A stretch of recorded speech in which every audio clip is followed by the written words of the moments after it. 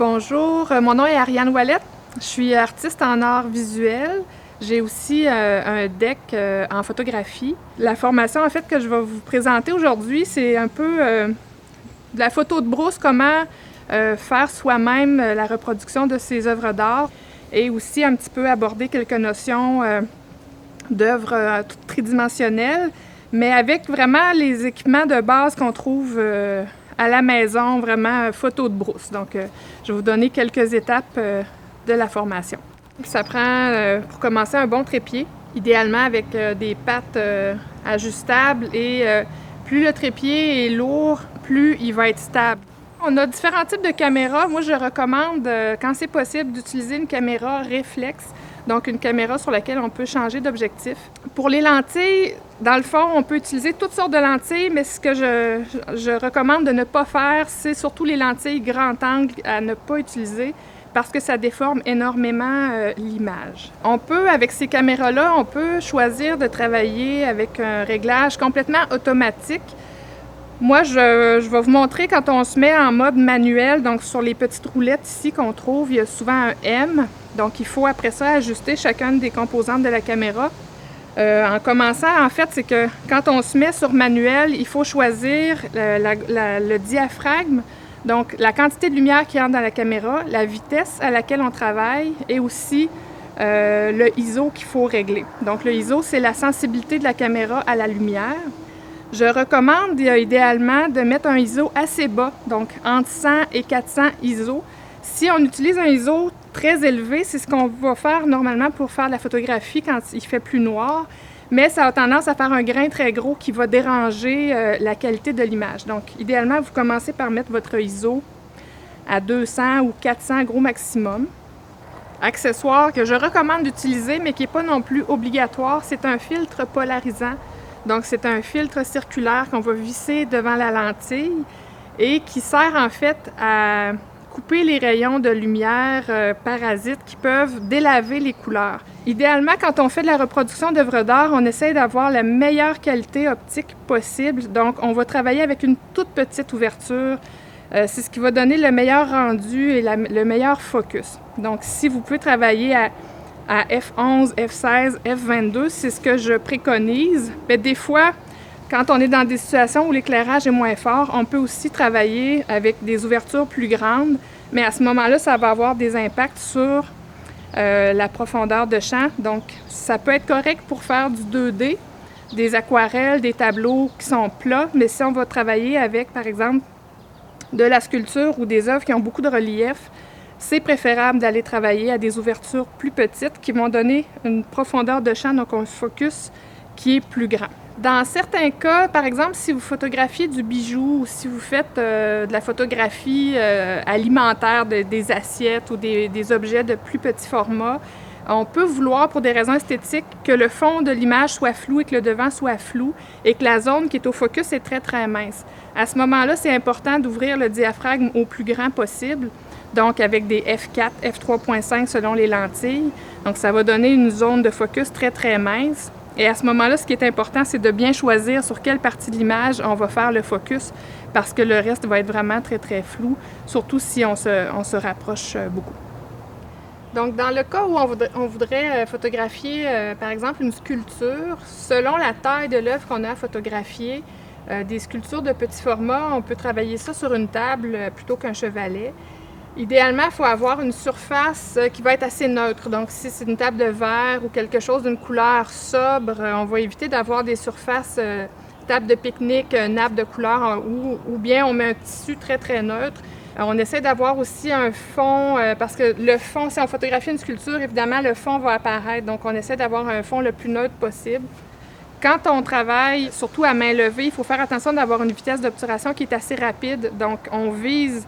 vous avez des chiffres des fois, là, 100, 125, c'est le nombre de fractions de seconde en fait. Donc, on vise d'avoir au moins une vitesse d'1 centième et plus quand on fait la photo à main levée. L'élément, à mon avis, qui est primordial pour la reproduction d'une œuvre d'art, c'est la qualité de la lumière. Donc, on vise à avoir une lumière la plus blanche possible. À défaut d'avoir un studio tout équipé avec des beaux éclairages puis des gros flashs et tout, Moi, je travaille dehors, donc dans la mesure où il pleut pas, quand il fait soleil, ça fonctionne. S'il fait gris un petit peu aussi, la lumière est vraiment favorable et ça nous permet d'avoir un éclairage qui est uniforme, qui est suffisant et qui est accessible gratuitement à tout le monde. Donc, presque toutes mes images de reproduction d'œuvres d'art, je les fais carrément dehors dans mon jardin. Donc, le deuxième réglage qui est important de faire sur la caméra, c'est la balance des blancs, le white balance. Si le soleil brille, on se met sur la petite icône du soleil. Si jamais le temps est plutôt nuageux, on se met sur la petite icône de nuage tout simplement. À ce moment-là, la lumière est souvent un peu plus grise, donc la caméra va réchauffer un petit peu la photo. Si jamais vous travaillez à l'ombre et que le ciel est bleu, on a souvent une petite icône d'une maison avec des petits traits en diagonale à côté. Donc, c'est important, si vous travaillez vraiment à l'ombre d'un mur où vous n'êtes pas en plein soleil, à ce moment-là, de mettre votre white balance là-dessus. Je ne recommande pas du tout de travailler avec l'éclairage artificiel, surtout à la maison, si vous n'êtes pas équipé avec des vrais flashs ou des vrais kits d'éclairage professionnels. Parce que si vous travaillez, par exemple, au néon, le néon a une couleur verdâtre. Les ampoules domestiques dans la maison sont très, très jaunes. Quand on travaille à partir d'une œuvre d'art, l'importance de l'éclairage est vraiment primordiale parce que si, par exemple, on place un éclairage de façon latérale, l'éclairage ne sera pas uniforme. Donc, d'un côté de l'œuvre, ça va être très clair et de l'autre côté, ça va être sombre. Donc, c'est la raison pour laquelle c'est très délicat de travailler à l'intérieur avec la lumière du jour.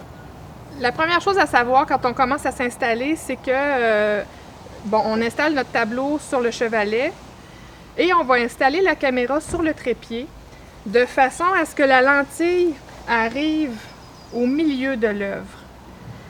Et l'autre chose qui est très importante, c'est que si on travaille avec une œuvre qui a un format horizontal, idéalement, on va mettre la caméra dans le même sens que l'œuvre, de façon à ce que l'œuvre remplisse le plus possible la surface que vous avez de prise de vue. Quand on est trop proche, la lentille a tendance à distorsionner le tableau. Donc, on garde quelques pieds de distance, 5-6 pieds, ça va dépendre des lentilles qu'on a.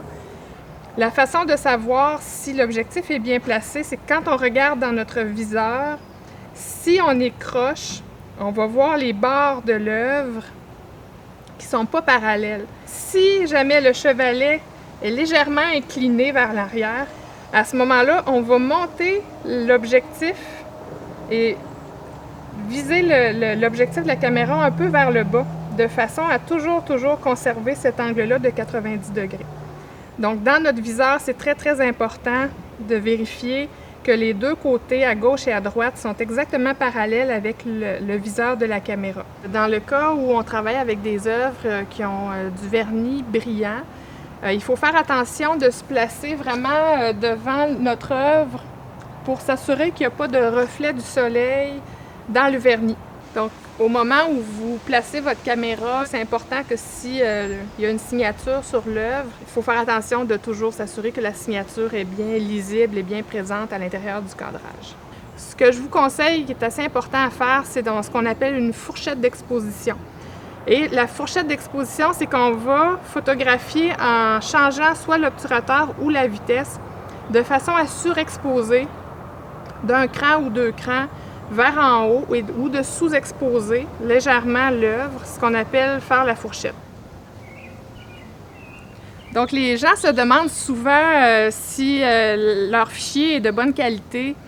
Ça dépend toujours de l'usage qu'on va faire du fichier en question. Donc, quand on va prendre des images qui sont destinées au web, aux médias sociaux ou, par exemple, si on veut mettre des images sur la boutique Cultura, le web a besoin d'une image beaucoup plus légère en qualité, donc ce qu'on appelle en résolution à 72 dpi.